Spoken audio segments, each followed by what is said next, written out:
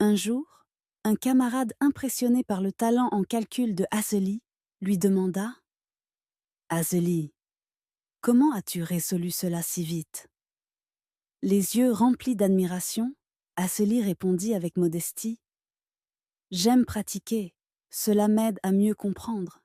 Toujours patiente et serviable, Aseli ne demandait rien en retour, ce qui la rendait encore plus populaire. Peu à peu, certains élèves commencèrent à murmurer que Aseli pourrait devenir la meilleure élève et peut-être même surpasser Saïra cette année-là. La rumeur grandissait, remettant en question la place de Saïra, connue pour son intelligence et sa générosité. Mais Aseli semblait bouleverser cet équilibre. Après une semaine, Saïra décida de faire ce qu'elle avait toujours fait lorsque de nouveaux élèves commençaient à briller: leur offrir un cadeau pour les accueillir. Elle s'approcha donc de Aseli avec un joli paquet et dit avec un sourire: Bonjour Aseli, c'est juste un petit cadeau pour te souhaiter la bienvenue. Aseli hésita, puis répondit poliment: Oh, merci Saïra, mais ma mère m'a dit de ne pas accepter de cadeaux de personnes que je ne connais pas bien. Ce fut un choc pour Saïra, car personne n'avait jamais refusé ces cadeaux auparavant. Saïra força un sourire, mais au fond d'elle, une arme invisible se formait. Tout empirait après la compétition où Aseli mena son équipe à une éclatante victoire contre celle de Saïra avec une avance de 50 points. Les enseignants et les élèves acclamaient Aseli, et Saïra avait honte et voulait se cacher. Cette nuit-là, Saïra entra en larmes dans la chambre de sa mère. « Ma fille, pourquoi pleures-tu » demanda Malenka. « Est-ce que quelqu'un t'a blessée » Saïra répondit: « Maman, j'ai essayé d'offrir un cadeau à la nouvelle fille, comme je le fais toujours, mais elle n'a pas accepté. Et maintenant, tout le monde parle d'elle. Elle prend ma place. » Malenka fixa sa fille avec un regard sombre. « As-tu souri en lui donnant le cadeau » demanda-t-elle. « Oui, maman. » J'ai souri, mais elle a dit que sa mère ne lui permettait jamais d'accepter des cadeaux d'étrangers. Les yeux de Malenka brillèrent d'une étrange lueur. Elle posa calmement sa main sur celle de Saïra. « Ne t'inquiète pas, ma chère. Continue simplement à faire semblant d'être gentille. Je m'occuperai du reste. » Le visage de Saïra s'éclaira d'un espoir sinistre. Elle savait ce que sa mère voulait dire. Les cadeaux de Malenka n'étaient pas ordinaires. Ils servaient d'outils pour lier spirituellement ceux qui les acceptaient. Chaque présent cachait un échange. Qui acceptait offrait sans le savoir une part de son avenir. C'était un secret que mère et fille comprenaient sans jamais en parler. Malenka s'éclaircit la gorge. « Quel est son nom » demanda-t-elle. « Omolara Williams Benson » répondit Saïra. « Bien, c'est tout ce que j'ai besoin de savoir. Dors maintenant. » Cette nuit-là, lorsque l'horloge sonna minuit, le monde devint silencieux. Malenka murmura des paroles étranges dans l'obscurité. Et dans un nuage brumeux, un esprit répondit à son appel, ses yeux brillants d'une lueur sombre.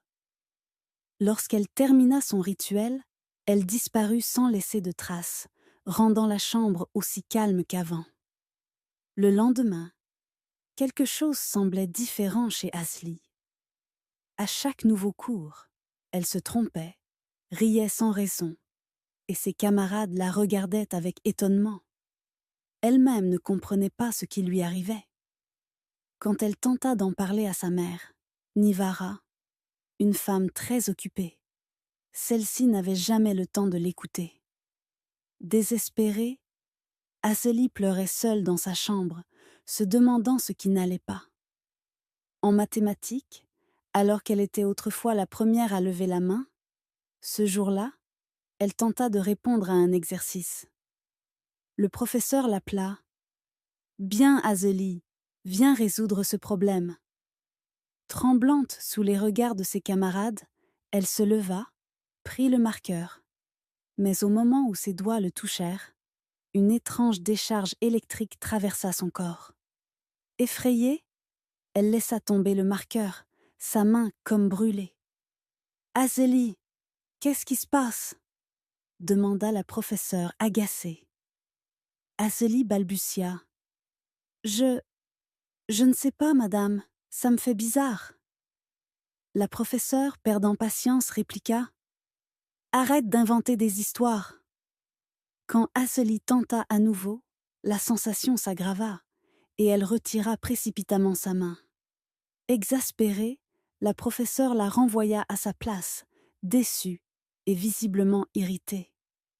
Ses camarades étaient choqués par le comportement de Azélie. Lorsqu'elle se rassit, elle sentit son pied encore engourdi, et cela ne s'arrêta pas. Même lorsqu'elle tenta d'écrire dans son cahier, sa main trembla étrangement. Lors du test de la semaine suivante, elle éprouva la même sensation. Incapable de tenir son stylo, sans que ses doigts ne se raidissent, laissant sa copie entièrement blanche. Pour la première fois, Azélie échoua à un test. La nuit, ses problèmes s'aggravèrent.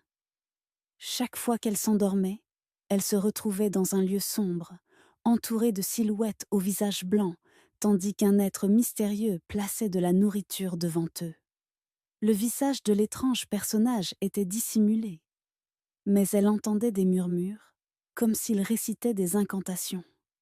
Terrifiée, elle voyait les enfants présents baisser la tête, comme sous un envoûtement. Azélie voulait fuir, mais son corps était gelé. Puis, l'étranger se tourna vers elle et tendit une coupe. Elle essaya de refuser, mais sa main bougea d'elle-même pour la saisir et boire. Aussitôt, son esprit fut envahi d'une brume noire, et tout devint sombre. Chaque matin, elle se réveillait avec le corps épuisé, comme si elle avait couru toute la nuit, ses muscles douloureux, son cœur battant à toute vitesse, et l'esprit lourd. À l'école, elle tentait de se concentrer, mais ses pensées s'échappaient. Ses mains restaient faibles et tremblaient sans arrêt. Avec les jours, ses camarades commencèrent à remarquer son changement. « Avez-vous vu comme Azélie est étrange ces derniers temps ?» dit Bimbi, une de ses amies. « Elle était la plus intelligente, et maintenant elle ne peut même plus tenir un stylo, » ajouta une autre fille. « Peut-être qu'elle était juste fatiguée, » pensèrent certains. Azélie entendait les rumeurs, mais baissait la tête, incapable de répondre. Chaque jour, elle essayait de parler à sa mère, Nivara, pour lui expliquer ce qu'elle vivait. Mais Nivara, trop absorbée par son travail, lui répondait simplement « On en parlera plus tard, ma chérie. » Mais Nivara ne l'était jamais vraiment. Chaque soir, lorsqu'elle rentrait du travail, elle était trop fatiguée pour écouter Azélie, répondant à ses plaintes par un sourire rapide et distrait. Finalement, la situation se dégrada tellement que la professeure de Azélie décida de contacter Nivara directement. Nivara fut surprise de recevoir l'appel, mais elle se rendit à l'école pour une réunion urgente. « Madame Benson, » dit la professeure, en choisissant ses mots avec prudence. « Votre fille n'est plus la même élève qu'avant. Son comportement a changé de façon inquiétante. Cela doit cesser immédiatement. Vous savez ce qu'on attend d'elle ici. » Profondément troublée par ces paroles, Nivara décida alors de lui retirer plusieurs privilèges. Plus de télévision, plus de friandises, plus de sorties, jusqu'à ce que son comportement s'améliore. Mais les jours passaient, et Azélie sentait le poids de ses problèmes écraser son esprit. Les cauchemars persistaient chaque nuit, et ses mains devenaient de plus en plus froides et engourdies. Rien ne semblait plus normal. Un soir, alors qu'elle tentait simplement de ramasser une vis tombée au sol, elle la brisa d'un geste involontaire. Sa mère s'exclama « Tu as toujours eu cette vis depuis des années. Pourquoi as-tu dû la casser ?» D'une voix douce, Aseli répondit, les yeux baissés. « Maman, je veux arrêter d'aller à l'école. » Nivara en resta choquée. « Aseli, qu'est-ce qui t'arrive? Depuis quand as-tu peur d'aller à l'école ?» La voix de sa fille trembla. « Je ne me sens pas bien. Je ne peux pas expliquer. Je veux juste rester à la maison. » Nivara ne répondit pas. Mais dans ses yeux, la peur venait de naître. Elle ne comprenait pas encore tout ce qui se passait. Mais elle sentait que quelque chose de grave atteignait son enfant. Au petit matin, submergée par l'inquiétude, Nivara appela sa meilleure amie, Madame Elysiane. « Bonjour ma chère. Je ne pourrai pas venir travailler aujourd'hui. Aseli ne va pas bien. Je ne peux pas la laisser seule. » Après cet appel, Madame Elysiane décida de venir leur rendre visite. En arrivant, elle observa immédiatement l'état de sa vieille amie et de sa maison, s'inquiétant profondément. « Nivara, ça fait longtemps que je ne t'ai pas vue dans un tel état. » Madame Elysiane dit gentiment. « Qu'est-ce qui ne va pas, Nivara ?» Cette dernière soupira profondément. « Oh, tu sais, la vie. Tout va trop vite. Je n'ai même plus le temps de respirer. » Madame Elysiane lui lança un regard inquiet, mais ne répondit pas immédiatement. Elle changea de sujet et demanda « Et comment va Aseli ?» Nivara éclata en sanglots. Je ne sais pas ce qui se passe avec elle. Elle était pleine de vie, brillante, et maintenant, elle ne veut même plus aller à l'école. C'est comme si quelque chose l'avait brisée. À ce moment précis, Aseli descendit lentement les escaliers. Dès que Madame Elysiane posa les yeux sur elle, elle frissonna d'horreur. Son visage se figea comme si elle venait de voir un fantôme. « Jésus, Aseli, qui t'a fait ça ?» s'exclama Madame Elysiane, sa voix tremblante. Nivara, déconcertée, demanda « Que vois-tu » Madame Elysiane, femme de grande foi et très connectée à Dieu, répondit en fixant Aseli. « Tout ce que je vois, c'est une enfant dont la gloire a été volée. Quelqu'un a fait cela. » En entendant ces mots, Aseli, déjà faible et confuse, éclata en larmes. Sans perdre de temps, Madame Elysiane posa sa main sur sa propre tête et, d'une voix ferme et autoritaire, commença à prier. « Au nom de Jésus, que tout pouvoir maléfique qui a volé ta gloire soit brisé maintenant. » À mesure qu'elle priait, Aseli pleurait de plus en plus fort, jusqu'à ce qu'elle s'effondre au sol, vomissant de manière incontrôlable des choses sombres, les choses qu'elle avait ingérées dans ses rêves. Nivara regardait la scène, choquée et horrifiée, réalisant pour la première fois à quel point elle avait été aveugle spirituellement face à la souffrance de sa fille. Enfin, après un long moment, Madame Elysiane s'arrêta de prier, reprenant son souffle, puis regarda Nivara avec gravité. « C'est sérieux, Nivara.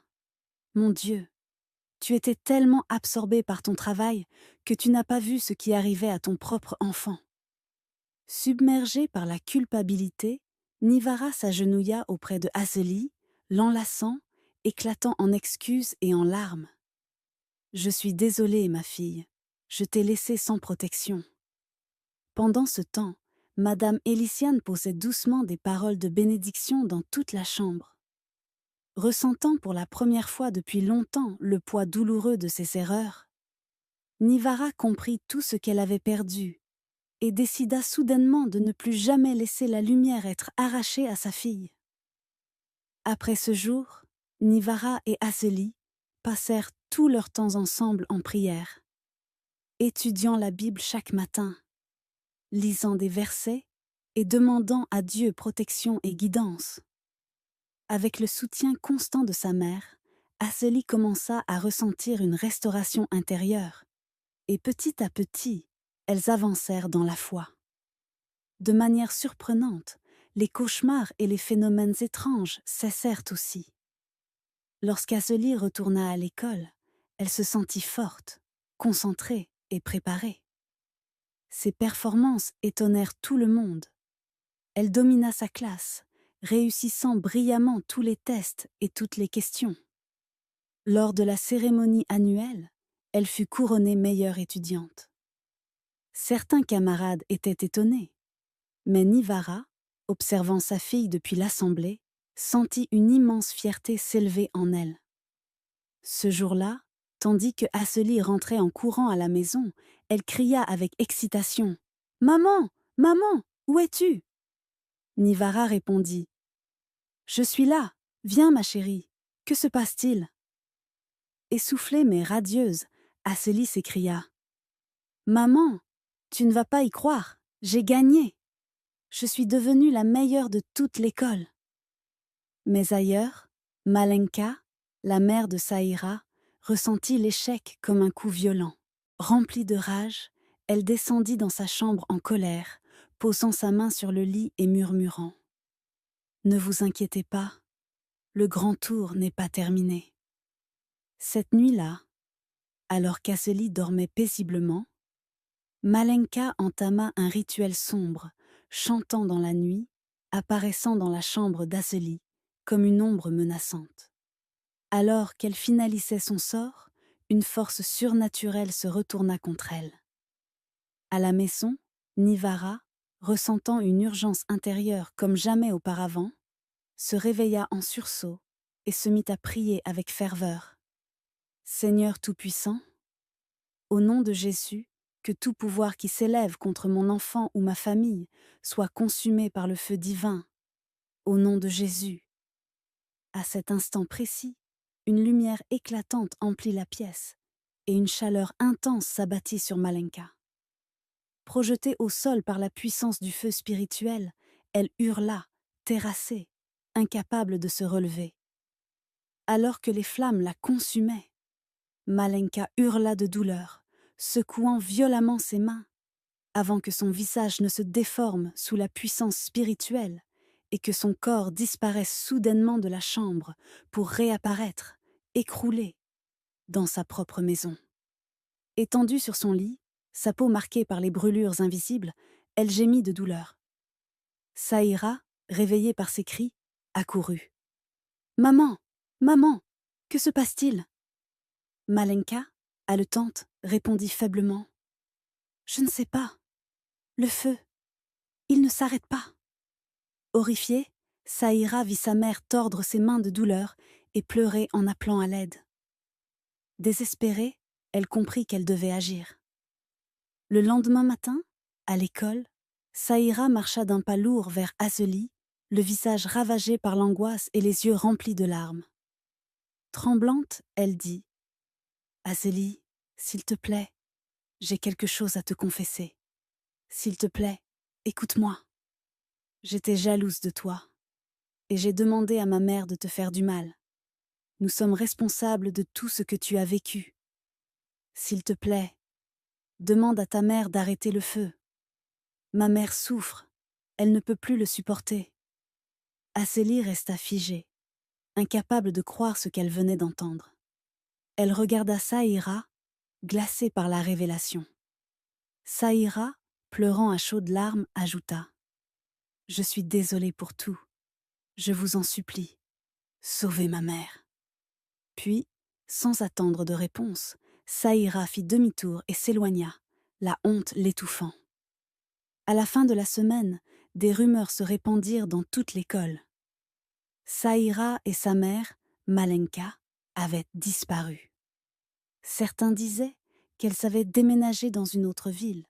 D'autres affirmaient qu'elle s'était volatilisée sans laisser de traces. Mais une chose était devenue claire pour tous ceux qui avaient entendu cette histoire.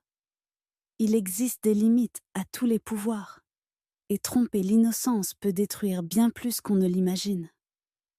Si vous savez aimer cette histoire, n'hésitez pas à aimer la vidéo, à la partager avec votre famille et vos amis, à laisser un commentaire et surtout à vous abonner à la chaîne et à activer la cloche de notification pour d'autres histoires enchanteresses comme celle-ci. À bientôt!